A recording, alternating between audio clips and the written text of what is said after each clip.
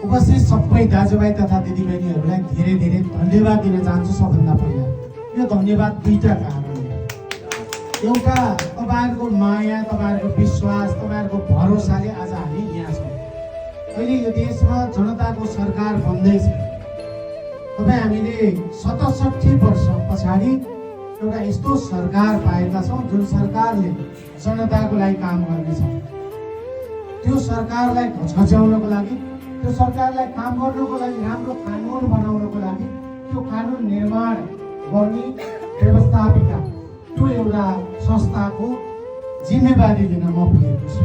तपाईँहरूकै छोरा हो, तपाईँहरूकै भाइ, तपाईँहरूकै अङ्कल, तपाईँहरूकै दाजु। त्यसकारणले म हिजोकै साधारण मान्छे हो। मेरो लागि आवश्यकभन्दा धेरै गर्नु पर्दैन। यो यहाँ जति भयो यति पनि बढी भयो।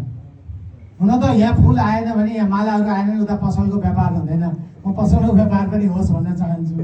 तर मलाई त्यति धेरै फुलमाला चाहिँदैन। म साधारण मान्छे हो सबभन्दा पहिला।